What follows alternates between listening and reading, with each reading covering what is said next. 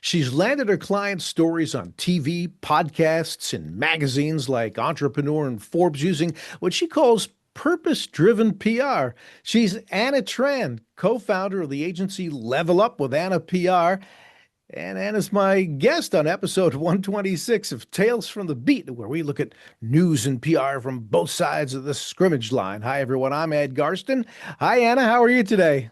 Hey Ed, doing well myself. How are you? All right. Where are you in from today? I'm actually calling from Vancouver today. Vancouver. What's it like up there right now? It's 70 degrees here in Detroit, believe it or not. Oh, that's nice here. Actually, it's very I don't know what 70 degrees Fahrenheit is, but it's not that cold yet over Yeah, here. okay. Yeah, no, actually, that for here, it's pretty good. All Mhm. right. So, Anna, before we launch into some of the issues, um, just like a 1 minute little backstory of yours, and tell us a little bit about your agency. Oh, thank you so much, Ed. Well, I didn't just start this agency out of nowhere. Yeah. I've done sales ever since I was 16 years old, all the way Wow. to door to door, corporate, and Wow. then just being in full commission from a stable sales job. Yeah. And what I learned throughout marketing and sales and making connections is that you can't fake connection. Right. Later, working with agencies and business owners, I saw the same problem where brilliant people building incredible things, but nobody really knew who they were. Yeah. And that's what's led me to PR and where I am today. Okay. And I just really want to help people get seen for what they built Yeah. ethically, strategically, and with purpose, as you mentioned. Yeah. So I want to expand upon that. When you say purpose-driven PR, what exactly is that? A lot of the times, those are really good questions. A Yeah. lot of the times when I do sit down with a leader, a business owner, they are afraid of putting themselves out there because they don't want to be perceived the wrong way and Mm, don't want to lose themselves in the noise, right? So right. I always sit down with them and just really identify what their values are, Okay. who they want to attract, and make sure that it is a proper representation of who they are and what they want to, that value that they want to provide to their audience. And Yeah. that is with thoughtful purpose behind it. So do you find, when you do that, I worked in corporate PR for 11 years at many different versions of Chrysler. It kept changing owners, but um, find that when you're talking to executives that they don't always get that their expectations might be unrealistic, or they think things are stories that really aren't, that reporters aren't going to be attracted to. What's your approach? How do you get that? Because as you know, there's power, there's ego, there's all sorts of things involved with trying to convince an executive that maybe they weren't on the right track to begin with. Yeah, that's a big part about trust. And nowadays, putting yourself out there in any form, uh, Mhm.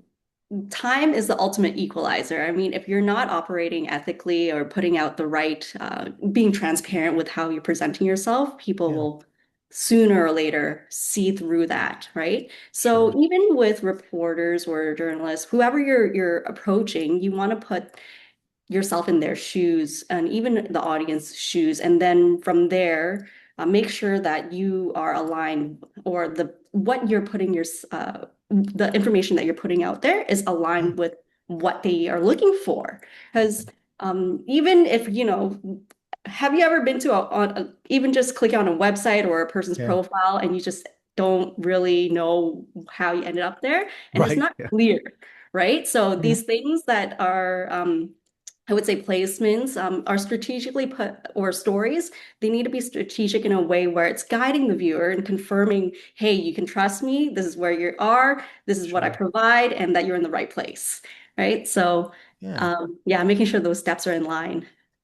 Yeah, I mean it's a difficult thing where you might have an executive or even, some middle manager that's insisting that this is news and I need to get it out, and for whatever it is, it could be some sort of incremental story that's not really going to attract the reporter's attention and get them to bite.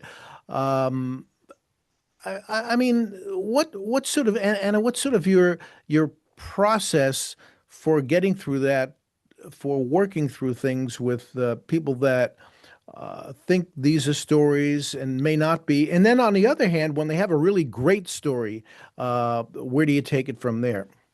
Yeah, there's a simple three-part process to something like this. It's just making sure that there's a story, a Hmm. strategy, and then amplification. So Mm, first we uncover the human story side, like making it human, right? And what makes a person or a brand relatable or relevant. mm, Then we want to align the story with the right outlets and journalists, not just any publication, not just trying to put it everywhere and hope that it sticks. yeah, Finally, we help clients amplify that coverage so that it translates into business growth and it's just not just bragging rights, but it's right. thoughtfully planned out that it translates into some further action on the audience's end. So we must follow the trust framework where there's truth and relevance and uniqueness and Mhm. strategy and the timing itself to make sure that it is pitched with purpose. And I love that you keep using the word trust because it really does work both ways. I know when I'm getting pitched stories from PR people, I'm more likely to at least take a second look at the pitch and want to work with them if I've worked with them before, and there is a trust that I know that they're not going to pitch me something that isn't aimed at my audience, that doesn't work with my publication or my beat, and that's just so important. And I mean, there's different ways of building trust with people, but what are some of your tactics for building trust? Well, you mentioned a good point there because you experience it of being pitched to all the time. And it's kind of Yeah. like if somebody approaches you and it feels Mhm. like, they want something out of you right away, like, Right. hey, picture me, please, Ed. Yeah. If you feel that, it Yeah. doesn't, it's not off to a good start. So Mhm. building trust is just making sure that you, first of all, ask the right questions to really understand, hey, Ed, where are you at?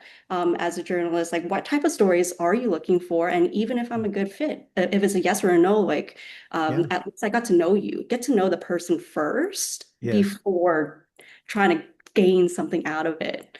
Uh, yeah.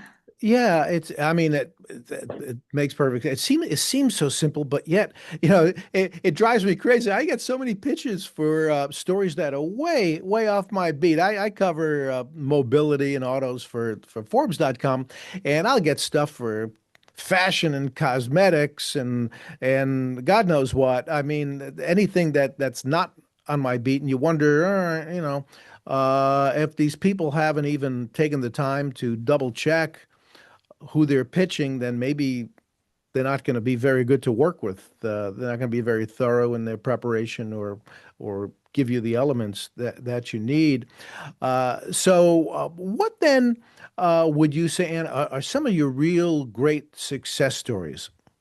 Yeah, the the biggest one would be having a client that is making anywhere between 2 to 4 million a month. However, like they're geniuses, Uh-huh. right? They've been Yeah, working so hard at their business, just yeah, incredible people. However, they are so afraid to putting themselves out there. They just yeah, created an Instagram account, for example, two yeah. weeks ago before Wow, reaching out to me. wow. And and I was like, how are people even finding out about you at the moment? Yeah. It's crazy. But there are people, a lot of those type of people out there. And the biggest success is with this particular client. Once we started helping them identify clearly how they want to be presented in the market, it made Hmm. them more comfortable, as well as building a strategic plan to um, document the progress of their business so that they Yeah. can attract the right employees Hmm. and expand on their team Right. and also partnerships that really help boost um, their 12-month plan, I would say, their goals of expanding to different cities now, right? Because Right. you're at that stage where what you can work behind the scenes as much as you can, but you'll Sure. hit a stage where you need the right connections, and with the right connections, you need some trust and credibility points to even reach those proper the right people to grow.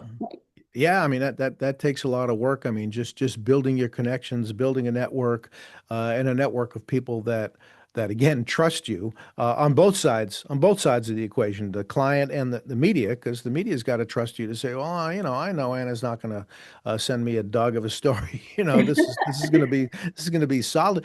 Have you ever had the occasion where your client said, and I have had this. I want you to guarantee me that I'm going to get on I've had the Today Show, Good Morning America, CNN, whatever, where they demand that you guarantee them coverage. Have you had that happen? And if you have, how do you handle that? Yeah, that's a really good one, and we do get that often. Yeah. I just manage expectations with them from the beginning. Like, Okay. okay, there we can guarantee. I never guarantee earned media. However, Mhm. no one ethically can because Right. it depends on that individual, right? But what Yeah. we do is guarantee the strategy and positioning and building that relationship so that it dramatically increases their odds, right? So with public relations itself is building a relationship. So we can Yeah. leverage contributed content and collaborations as stepping stones Okay. while building momentum. And then later on, coverage is the outcome of trust. So that later on they are more favored for these Sure. type of placements. Yeah. However, the timeline could be 1, 2 years, but Right. there are ways to guarantee certain placements, not the bigger one. But if we communicate that properly and they understand, Yeah. then what I can guarantee is the strategy. Strategy. Sure. I know we tell when somebody says to me, how can you guarantee me coverage? I said, buy an ad. Uh, that's that's the only way to guarantee it. Yeah. Uh, but sometimes these expectations is just so unrealistic, thinking you can just bulldoze any media into carrying a story. I mean, but I mean that's part of right how you have to educate them. Yeah, I mean, if someone promises you a guaranteed coverage, they're probably buying it, and Yeah. it's not PR at that point. It's advertising, like you Right. Yeah. said. Yeah. But if you want to do it the right way with purpose, then you can find contributed content, but as stepping stones. Yeah. And if you don't if you're not transparent with your audience, like I said, Yeah. time is the ultimate equalizer. So it will reveal you. Yeah, it's true. So you talked a lot, Anna, about working with clients. How much do you work directly with reporters, either in advising them or pitching stories to them, or if at all? Yes. So for me, I do work as the middleman type. Okay. So I do work with contributors, reporters, and the thing is, I want to make sure that I position my client the right way before I even soft pitch an idea or anything or do an Yeah. outreach. So I make sure that both ends their jobs are made easier. So, but yes, I do Yeah. work with both. Sure. So, okay. So in dealing with reporters, because this is what we do here, we look at the equation from both sides, is when you're working with a reporter, and what's the first approach that you try? Is it an email, a call? Do people actually call these days? I still get a couple here and there. I mean, what's your initial approach, and then what's your ongoing strategy until you're sure they're either going to cover the story or reject it? Yeah. So Ed, for at Farms Reach, I do have some strong relationships with reporters where I can just send them a message. But Okay. those type of relationships are hard to cultivate. So Mm, at first, I have to be the person to make these connections, and then later on, they trust me as a source to bring them quality potential stories. yeah. But if I were to do a cold outreach for a client, I would first really deep dive into who the client is so that I can position them right Okay. with an email. And also the reporter themselves, I need to be educated on what they report on so that, Yeah. not like in your situation where you're Right. getting beauty or fashion Yeah. and you're not in that space. So I don't want to waste anybody's time, but Sure. always putting the end person uh, in mind before I reach out to them. Sure. Yeah. I Yeah. mean, you ever have a reporter that's especially difficult to work with? Either they're too demanding, or in some cases, I know when I was on the other side, I had some reporters that were just terrible. They were either unethical or lazy in being accurate in their stories, and then you have to jump in and deal with that. I mean, do you ever have any sort of problem reporters? And if you do, how do you deal with it? I thankfully I haven't yet. Yeah. Yeah. Because most of the Well, time, you, not yet. yeah, Most of the time, the people that I make long-term connections with, like we already have a feel.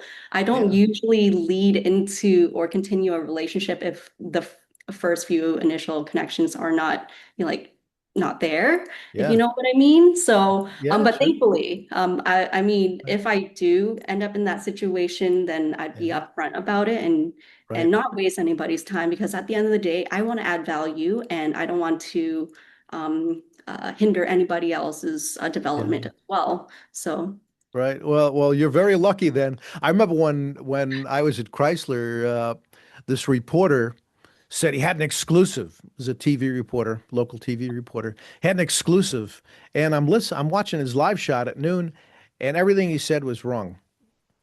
So I oh, called him up and said, "You're wrong." And he was, I'm a TV reporter. My sources are unimpeachable. I said, well, your sources are bullshit because they're wrong.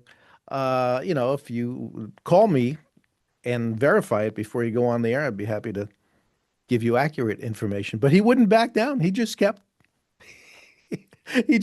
reporting the wrong information. I finally had to go to the news director and complain. oh. So if you haven't ever had anything like that, you're very, very lucky. So okay, good. No, I Uh, just make sure that if I do pitch, it makes yeah, the reporter looks good. yeah, So, but yeah, I've never been in that situation. I mean, I would probably reach out to you if I'll call you up, Ed, yeah, and get stuck in there. yeah, yeah. Give me hell, Say, hey, you, the Well, hell are I you know doing? you're contributing for Forbes, but what would you do here? Right. Yeah. I mean, look, every reporter over their career, if you've been in it long enough, is going to make a mistake and have a correction. Unfortunately, it just as human beings. But I mean, you have to correct it if it's wrong. I mean, that just has to be done. Hannah, we'll move on from there because I it's just something that drives me crazy. Um, so we talk about landing coverage, and we talked at the outset about how you've landed coverage, TV, magazines, podcasts, stuff like that.